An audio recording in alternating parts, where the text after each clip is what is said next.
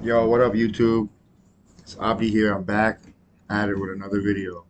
So today we're going to be getting into this new series I've created. It's going to be called The Adventures of Abdi. It's going to be episode 1 today, March 25th, 2023. About a month ago, I quit all drugs and I don't have any cravings anymore. I see that the benefits outweigh the detriments. Honestly, I don't see anything bad about quitting. I have better quality sleep. I can receive constructive criticism without getting angry and defensive. I find it much easier to be myself, form healthy relationships, control my anger and other emotions.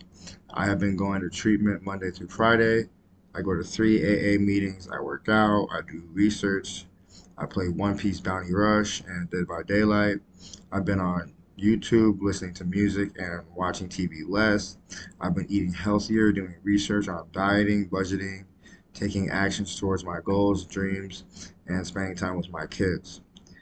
It still really hurts me every time I look at the pictures of them. I've been trying to schedule with their mom, but it hasn't went very well so far. She hasn't responded in about a week now. I sent her resources and I've checked in with her, but no response. It's hard, but I'm taking it day by day, and I know every day, everybody goes through something. It's all about persevering. That's Polo G. I was using drugs because I hate this reality I'm in now, and I'm so used to having my kids around me 24/7. I bear so much pain and hate towards their mom, and I'm sensitive. I try to let it go, but it's not easy. I feel so betrayed. I feel like no one should have to feel separated from their kids. I know life's a bitch and she don't fight fair. Living on my own because I couldn't be myself at my mama's house. Hitting licks, missing school. 1997, thought about dropping out. Him against the world, 40 on him when he popping out. Polo G again. Here you go, he gets my mind right. I'm on this dark road, I'm just trying to find a proper route. Sometimes I hate the criticism, I use music to block it out. I felt my heart break. I felt true hate, betrayal, alone, misunderstood, and trapped. I cried out for help, but was anybody listening? Only one entity reached out and spoke to me, and that entity is Allah Ta'ala. I had lost myself, and now I found myself again. I had lost my emotions. I abandoned them. I thought my feelings made me weak. I thought they were a burden. But I prayed to Allah, and He put me into this position I'm in now. I went to treatment, and I met people that cared, showed me that they loved me, and they reminded me of who I am, what I want to do, and they reawakened myself, my dreams, my goals, my strengths, my courage, my love. They taught me to love myself, and I continued on to strive to be a better me every day. BDA Law taught me Mamba that I won't ever be perfect, but I won't let that stop me from trying to be my best, the best me I can be, the best man I can be. I didn't want to go to treatment, but I knew I needed help, that I was powerless in my addiction. I was ashamed of myself and who I have became. But I'm done feeling like that. I'm free, just like Luffy. He's a constant reminder that I strive to be free from everyone and everything, including myself. And with that, like, it just goes to show that you can be free too. You don't gotta let anything weigh you down. You can move into the future with hope, love, and happiness and peace. You know what I mean? Like, you don't gotta hate yourself. You don't gotta hate anything or anybody. You can detach from anything. If anything's not serving you, if anything's holding you back, if anything's making you feel less than, if anything's making you feel like worthless or anybody, you can just cut them out and move along. It don't matter if it's your mom, your family, don't matter if it's your dad, don't matter if it's your friends, no matter what it is, nobody deserves to treat you the way that you don't want to be treated. And if you're letting them know over and over again that you don't appreciate how they treat you and they're still doing it, fuck them. You know what I'm saying? Dip. Excuse my language, but they're not worth your time, your energy, and your spirit. Don't let them take it from you. Don't let them suffocate you and make you feel paralyzed. That's how I felt, real talk. I wanted to die, you know what I mean? And it's tough sometimes, but you just got to keep going. Keep going, keep going. Respect yourself and love yourself, not to put yourself in those same situations with those same people who treated you like that. I'm speaking from experience. I'm not gonna sell nobody no lies. I'm not gonna sell nobody no jokes. I'm not gonna sell nobody nothing. I'm not even gonna sell myself. You know what I'm saying? I'm just on here sharing my journey, and it's not about the fame. It's not about getting rich. Not about none of that. It's just about me being me and doing my thing. You know what I mean? I'm feeling blessed, and I'm super happy to be in this position with my friends that care about me. And yeah, I'm at this sober house. So like six other guys here, and I can't lie to you. Sometimes it's tough. Sometimes we butt heads. Sometimes we fight.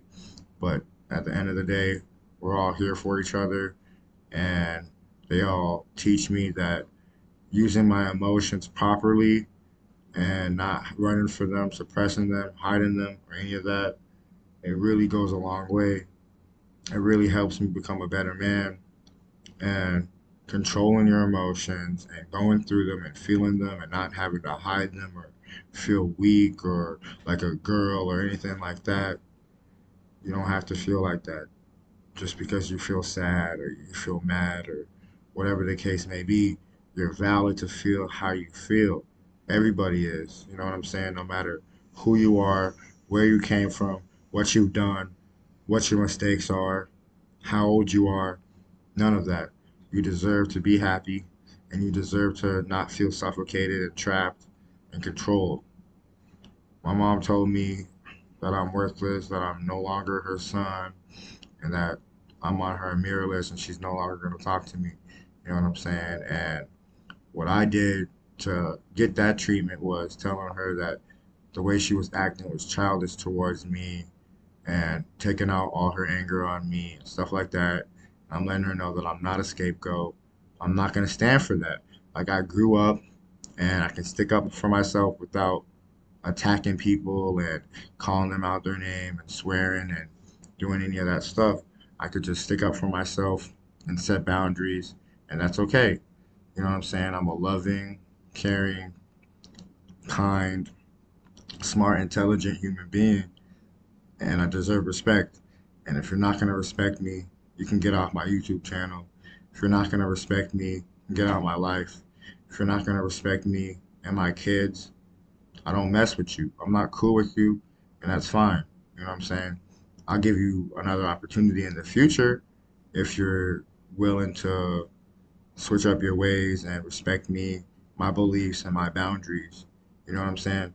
My mom kicked me out because I was smoking cigarettes outside of her house. I wasn't smoking them inside of her house or anything like that. And she also said that I disrespected her and her house because I told her how I felt, and I told her that what she was doing to me was wrong. Shouldn't nobody treat me like that. You know what I'm saying? And I'm not going to stand for it. But then again, I do try to call her, and it goes straight to voicemail. So at the end of the day, I'm trying to put my effort in. I'm trying to forgive. I'm not going to forget, but I do try to forgive, and I do try to be in my mom's life, and it's not really working. But when I do talk to her and talk to her, hopefully around Mother's Day, you know what I'm saying? It's March, May's coming up, Mother's Day. Hopefully I can be like, hey, mom, you know, you're the most important woman in my life, and I love you. I know we make mistakes. I know we butt heads and all that, but cool. It is what it is.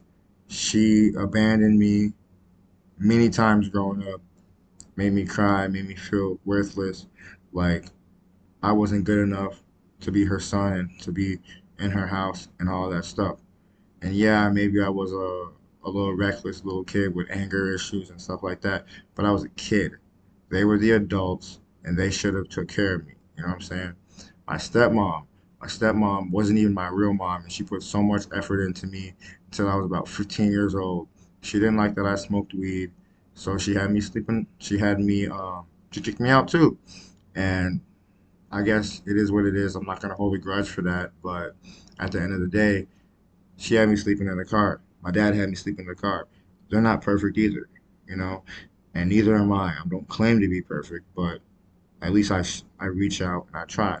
My stepmom and my dad are willing to talk to me and forgive me and speak to me, and that's all fine and dandy. Like I love it, and I will reach out to my stepmom. I haven't talked to her for a while, but at least she says she forgives me and that she's happy that I'm not in prison or jail, and she's happy that I'm okay and I'm alive, and that I'm having kids. And she met my first son. She saw him when he was born in Florida. My parents live in Florida. I live in Minnesota. My mom lives in Minnesota. And it's funny because my mom lives in Minnesota. She has the blessing to be able to hang out with me and see me and my kids and stuff like that, but she chooses not to. My stepmom is literally across the country. They have, quote unquote, an excuse to not reach out to me, not come and hang out with me because they're all the way across the state. But I will continue to reach out to my stepmom. I haven't talked to her in about maybe a year, 2 years. I talk to my dad every now and then. Of course, he calls me, checks up on me. If I need help, he helps me. He's a cool dude. My stepdad, he's a cool guy too. No matter what I'm going through with my mom, he'll always respond to me, whether it's through call or text. And if I do need help with some money or whatever, my stepdad got my back. So he's a cool guy. I respect that. You know what I'm saying? But anyway, thank you all for listening.